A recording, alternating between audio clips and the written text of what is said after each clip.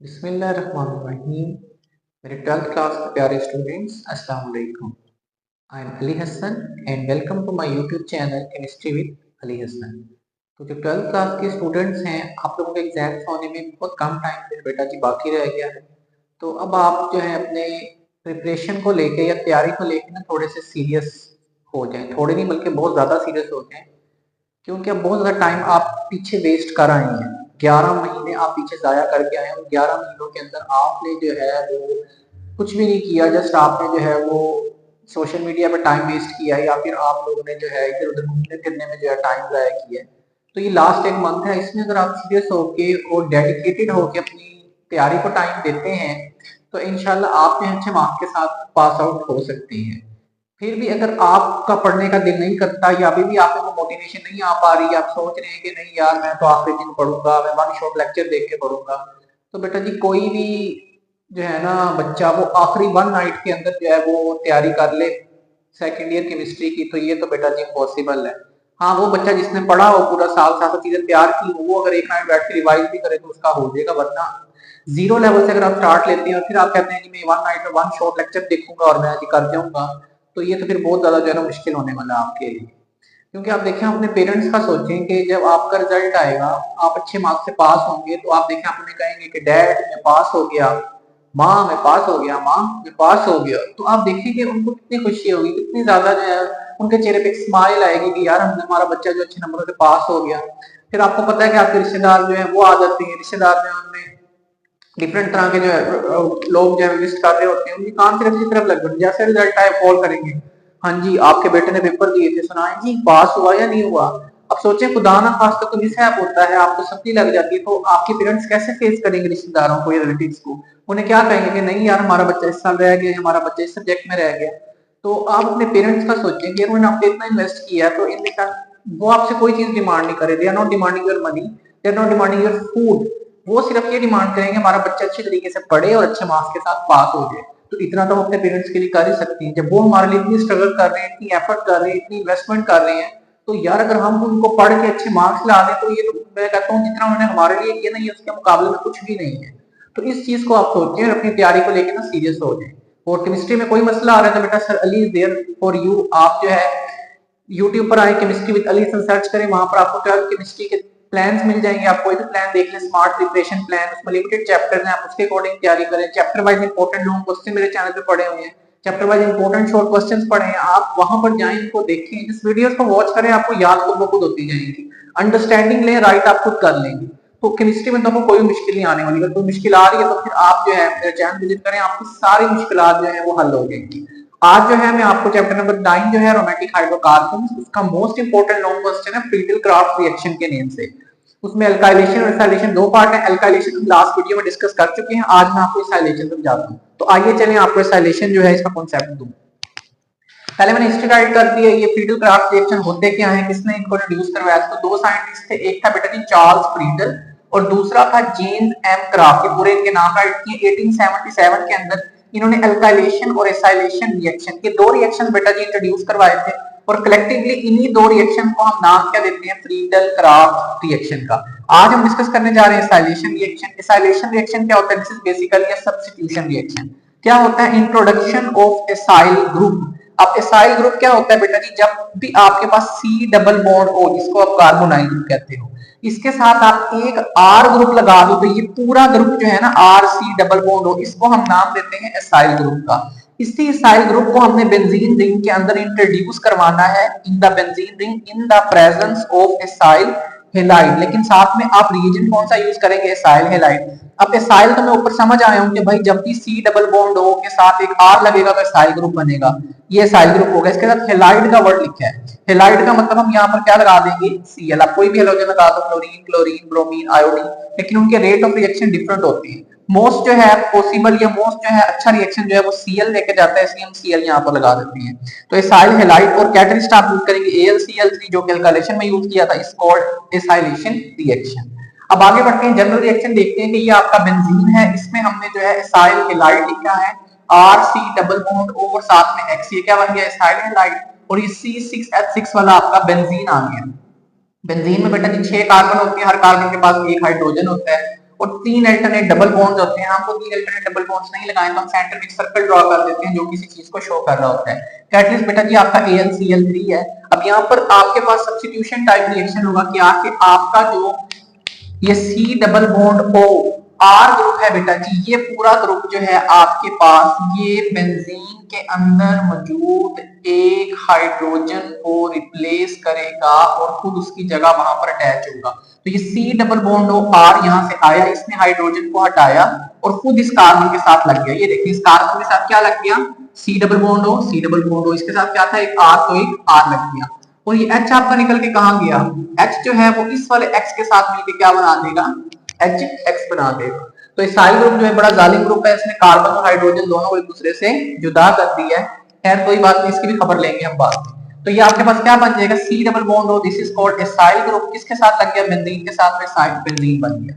ये मैंने लिखा जनरल रिएक्शन, एग्जांपल देख लें आप। अब हम एग्जांपल लिखते हैं तो R की जगह क्या पुट कर देंगे, CH3, C double bond O, C double bond O, और X की जगह क्या पुट कर देंगे, Cl। तो ये CH3 C double bond O Cl acyl chloride बन जाएगा।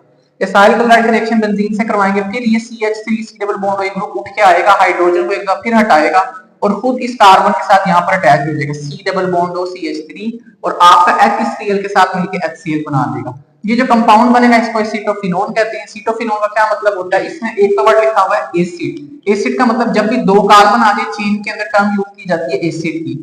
फीन ग्रुप कहते हैं इसको।